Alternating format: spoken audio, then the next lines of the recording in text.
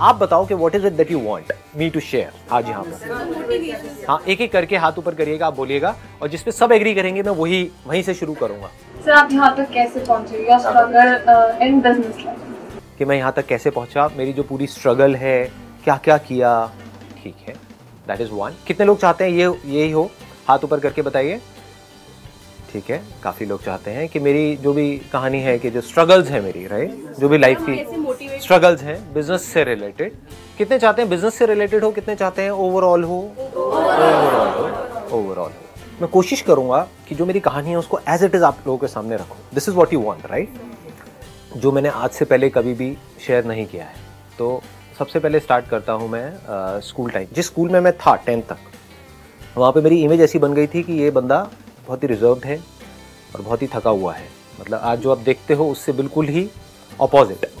कोई फ्रेंड्स नहीं, ना कोई लड़का ना लड़की। आप आइडिया लगा सकते हो, राइट, कि हाइट ऑफ लोनलीनेस। और मैं अब सेशंस करता हूँ how to overcome loneliness. This is so ironical, right. इतना ज़्यादा अकेला था, लेकिन लड़ाई झगड़े में नंबर 1 था। मतलब 10th तक खूब लड़ाई झगड़े हुए हैं। अकेला लड़ता था, सामने 5-10 लोग होते थे, वो मिल करके मुझे मारते थे, तो खूब पिटा हूँ। 12th स्टैंडर्ड में क्या हुआ कि मेरे अंदर से एक पढ़ने का मेरे अंदर एक कीड़ा आ गया। मैंने बताया भी था अपने एक सेशन में, पावर ऑफ फोकस वाले सेशन में, क्या हुआ था। अपने फ्रेंड के साथ में सिगरेट विगरेट बहुत पीता था, तो सुट्टा मार रहा था और ये वो बातें हुई और ऐसे करके, तो अंदर से आ गया कि नहीं यार मेरे को पढ़ना है। तो उस टाइम पे फिर 12th में मैंने पूरा अपना फोकस डाल दिया पढ़ाई। अब 12th में क्या हुआ कि 9th-10th में ही मेरे घर की हालत ख़राब होनी शुरू हो गई थी फाइनेंशियल लेवल पे, और 11th-12th में तो बहुत ही ज़्यादा ख़राब थी। तो 12th में कहीं ना कहीं मेरे ऊपर एक प्रेशर भी था कि मेरे को जल्दी से जल्दी कुछ करना है, as far as making money is concerned. पैसा भी कमाना है और जल्दी से अपने आप को कुछ करना है। अब ये नहीं पता था क्या करना है क्या नहीं। तो 12th में जो मैंने पहला काम किया वो था कि 12th से निकलते ही मैंने एक हेल्पलाइन खोली थी। अब ये आप लोगों को पता नहीं होगा किसी को भी, क्योंकि मैंने इस सब के बारे में बात नहीं करी, और मैं कोशिश करूँगा वही पॉइंट्स यहाँ पर टच करने की जो किसी को पता नहीं है अभी, जो मैंने किया नहीं। तो मैंने पैम्फलेट छपवाए 2500 रुपये के। उसमें था what to do after 10+2 question mark. और वो एक हेल्पलाइन थी कि अगर आपने अभी 12th पास करी है और आप जानना चाहते हैं आगे क्या करियर चूज़ करना है, तो आप यहाँ पे फ़ोन कर सकते हैं। मैंने अपने घर का लैंडलाइन नंबर दिया था, और आप पूछ सकते हैं सर से कि संदीप सर से कि हमें क्या करना चाहिए। और वो संदीप सर कौन है? वो खुद 12th पास है। तो मैंने क्या किया था, इस तरह की जो और हेल्पलाइंस थी या जो और करियर काउंसलर्स थे वहाँ पर गया, क्योंकि जुगाड़ू तो मैं शुरू से ही रहा हूँ। तो वहाँ पर गया, उनसे जा करके सारी इन्फॉर्मेशन ले ली, वो लिख लिया, सारा बना लिया, अच्छे से रट लिया। कोई भी फ़ोन आता था तो बड़े कॉन्फिडेंस से बात करता था। लेकिन कई बार हो जाता था वो एंड में पूछते थे, सर आपने क्या किया, आपको इतनी नॉलेज है? मैंने कहा अभी 12th के एग्जाम दिए हैं जी। उसके बाद बड़ी गालियाँ पड़ती थी, क्योंकि मैं झूठ नहीं बोल सकता। मतलब अगर कोई पूछेगा तो मेरे को सच बोलना है, घुमा फिरा करके नहीं, सीधा बोल देता था। बात करना आ गया ना लोगों से, कॉन्फिडेंस बढ़ गया ना। सोचो मेरा कॉन्फिडेंस कितना बढ़ गया होगा उस टाइम पे। तो 12th में हुआ, 12th वालों को ही बता रहा हूँ, मतलब एक अलग ही किक आती है ऐसी हरकतें करने। समझ रहे हो ना? हाँ, तो ऐसी ये चीज़ हुई थी। ये पहला था एक्सपीरियंस। उसके बाद में मैंने NIS ज्वाइन किया, which was again a great experience, क्योंकि वहाँ पर क्या खास बात थी, वहाँ पे सब कुछ प्रैक्टिकल था। मेरा शुरू से इंटरेस्ट इस चीज़ में रहा है कि I was never interested in a degree और अ डिप्लोमा और वट एवर इट इज़। मेरा शुरू से ये था कि कहीं से कुछ प्रैक्टिकल मुझे सीखने को मिले। शुरू से एक सीखने वाला एटीट्यूड रहा है। तो जब मैंने उनका पूरा करिकुलम समझा तो वहाँ पे बहुत सारे role plays, group discussions, presentations, शायद ये सब जो मैं अभी कर रहा हूँ उसमें उसका भी बहुत बड़ा हाथ है, क्योंकि वहाँ पे क्लास के सामने डर डर करके बहुत सारी प्रेजेंटेशंस दी है, रोल प्लेज हुए, ग्रुप डिस्कशंस हुए हैं। तो कहीं ना कहीं वहाँ से भी एक कॉन्फिडेंस आया है। तो वो जो मैंने किया 1 साल तक, वो मेरे को अगेन बहुत हेल्प किया। इसके अलावा मैं एक बार जॉब के लिए, मैं बस एक ही बार इंटरव्यू के लिए गया था अपने एक दोस्त के साथ में, वो भी मज़े में। वो जा रहा था तो मैंने कहा चल यार मैं भी चलता हूँ। एक दिल्ली गुड़गांव रोड के ऊपर एक रेडिसन होटल है, वहाँ पर उस टाइम पे कुछ कॉल सेंटर्स के लिए इंटरव्यूज़ चल रहे थे। उस टाइम पे नया नया ये BPO कॉल सेंटर्स ये नया नया शुरू हुआ था, अराउंड 20-21 ईयर्स बैक। तो मैं गया, वहाँ पे 5-6 राउंड थे और मैं शायद तीसरे राउंड तक पहुँचा था, फिर बाहर हो गया, वट एवर। तो आई एम सो ग्लैड कि नहीं हुआ मेरा, नहीं तो पता नहीं मैं क्या कर रहा होता। क्योंकि क्या होता है कि एक बार आदमी अगर कंफर्ट जोन में चला जाए, एक बार अगर मेरे को लत लग जाती, एक 18-19 साल के लड़के को, क्योंकि बाकी मैंने अपने दोस्तों के साथ में होते हुए देखा है कि एक बार वहाँ से पैसा आने लग जाता है 10-15 हज़ार रुपये, तो फिर वहाँ से निकलना is almost next to impossible, क्योंकि एक रूटीन बन जाता है। तो ये मेरा पहला और आखिरी अटेम्प्ट था जॉब से रिलेटेड, गया और नहीं हुआ। 12th के बाद ही, जस्ट बाद में ही, मतलब कहने का है मैं बहुत कुछ एक साथ कर रहा था। 12th के जस्ट बाद में ही मैंने एक multi level marketing company join करी थी, और वहाँ पर मैंने बताया भी ऐसे एक्सपीरियंस के बारे में पहले, तो ज़्यादा डिटेल में नहीं बताऊंगा, शॉर्ट में बोल के आगे बढ़ जाऊंगा। वहाँ पर स्टेज पे देखा लोगों को बोलते हुए, प्रेजेंटेशंस देते हुए, तो कहीं ना कहीं शायद तभी से मेरे अंदर ये डिज़ायर आ गया था कि मुझे भी कभी कुछ ऐसा करना है। तो ये जो अभी हो रहा है उसमें कहीं ना कहीं वो भी सीड है। I used to sit in an audience of around say 300 people, 500, 1000 people and used to see somebody talking about something on stage कि ये वो whatever, और प्लस पैसे के मामले में भी दिमाग वहाँ से खुल गया था। 20-21 साल के लड़कों से मैं मिल रहा था वहाँ पे, मतलब होता था ना, एक अपलाइन होती थी, डाउन लाइन होती थी, whatever, जिनको पता है मल्टी लेवल मार्केटिंग के बारे में, तो वो मिलवाते थे कि देखो ये तुम्हारे जैसा ही है। तो कहीं ना कहीं दिमाग में ये आ गया था कि मैं भी कर सकता हूँ। सो ये आना बहुत ज़रूरी होता है, क्योंकि जहां मैं ये सोच रहा था कि कहीं से 10-15 हज़ार रुपए भी आ जाए तो बहुत है, जहां ये सोच थी वहां पर ये आ गया था कि हाँ 1-1.5 लाख रुपए कोई बड़ी बात नहीं है, कमा लूंगा, ऐसे कमा लूंगा। तो वो किया, लेकिन वहां पर फेल हो गया। तो वो किया, उसके बाद में साथ में KM के अंदर, दैट इज केरोड़ी मल कॉलेज, जहाँ पर मैं था, वहाँ पे कुछ फैशन शोज करे एज अ मॉडल। ये KM में साथ में चल रहा था मॉडलिंग का, उधर से मल्टी लेवल मार्केटिंग चल रही थी। मल्टी लेवल मार्केटिंग कंपनी से जब मैं निकला, उसका नाम नहीं बताऊंगा, लेकिन जब उस कंपनी से निकला at the age of 18 years, तो वहाँ पर एक लिक्विड सोप करके एक प्रोडक्ट होता था। तो मेरे माइंड में आया कि यार मैं खुद ही बना दूंगा लिक्विड सोप, क्या बड़ी बात है।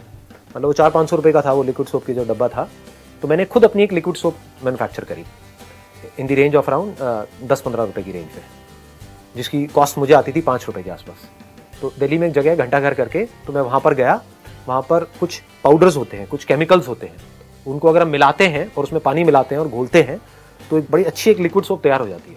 तो मुझे लगा कि इसमें इन दोनों प्रोडक्ट्स में फ़र्क ही क्या है, कि वो 400 रुपये का है और ये 10 रुपये का है, इसमें फ़र्क ही क्या है। तो मैंने अपने आसपास में जाकर के बेचना शुरू कर दिया। जो लिक्विड सोप है उसके कुछ टेस्ट कराए देखने के लिए कि जो मैंने बनाई है लिक्विड सोप और वो जो 400 रुपये वाली उसमें क्या फ़र्क है, कुछ सर्टिफिकेशन आएंगे ये वो।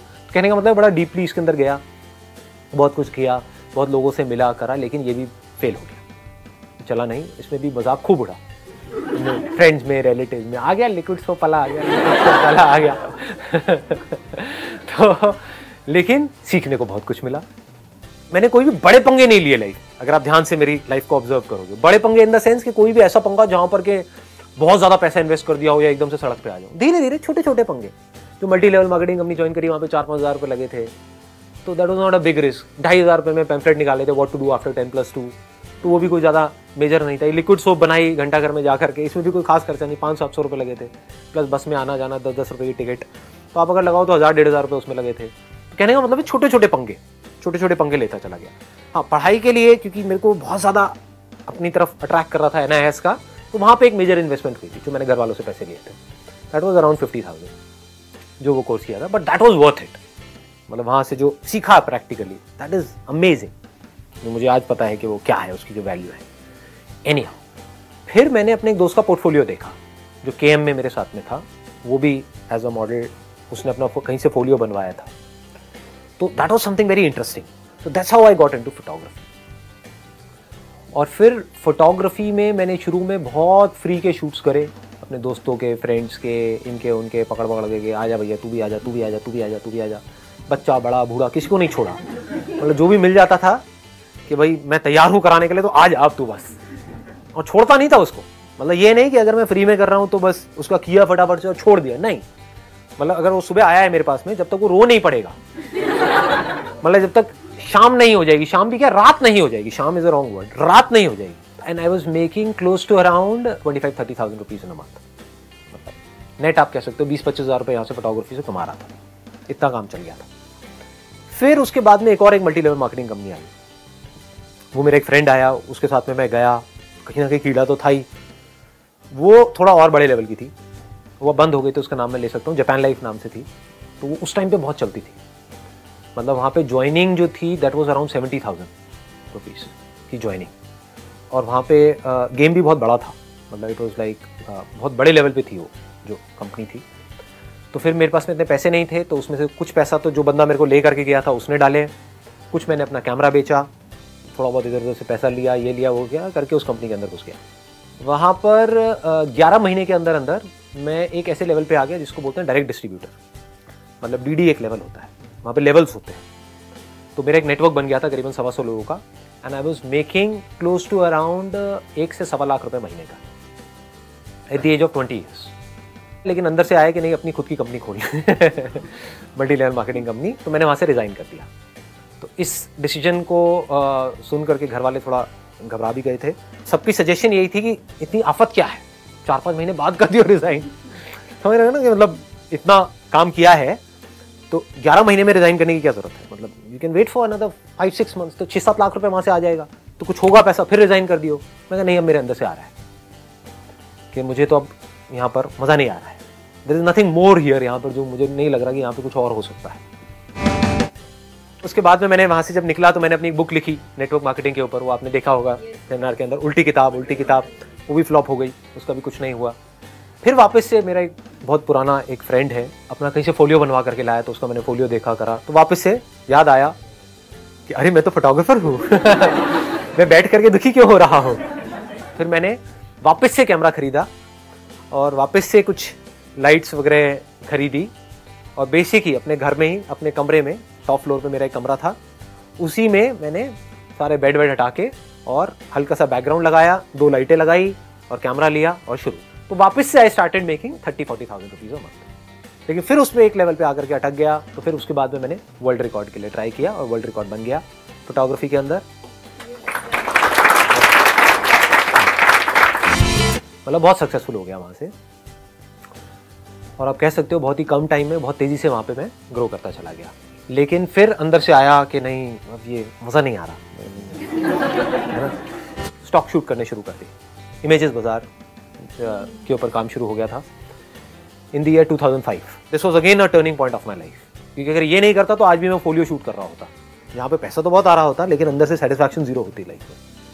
तो वहीं पे मैंने कॉल ले लिया कि आज के बाद हम मॉडल से 1 रुपये भी नहीं लेंगे, कोई पोर्टफोलियो नहीं होंगे हमारे यहाँ पे, कोई पैसा नहीं लेंगे, कुछ नहीं, स्टॉक शूट करेंगे। वो आइडिया कैसे आया था, क्या था, वो मैं पहले अपने सेशन में बता चुका हूँ। फिर उसके ऊपर 2005 में काम शुरू हुआ, 2006 में लॉन्च हुई जो वेबसाइट है हमारी, and it was a big disaster. वो बुरी तरह से फेल हो गई, वहाँ पे कुछ नहीं हो रहा था कुछ महीनों तक, 6-7 महीनों तक। क्यों? क्योंकि आईटी की मेरे को नॉलेज नहीं थी। फिर उसके बाद में मैंने खुद डीपली समझा सारा कि भाई ये क्या होता है, कैसे डेटाबेस डिज़ाइन होता है, कैसे क्वेरीज बनती हैं, क्या लैग्स हैं, क्या बग्स हैं, क्या है सॉफ्टवेयर में, हार्डवेयर में, ये वो सारा समझा। साइट को पूरी तरह से रिवैम्प किया, साइट ठीक हुई, and then there was no looking back. वहाँ से फिर इमेजेस बाजार आगे बढ़ता ही चला गया, and it became a huge success. We are the largest company in the world as far as Indian content is concerned, Indian videos, Indian images. तो ये है अजीबोगरीब सी कहानी में। चलिए, wish you all the very best. Thank you so much.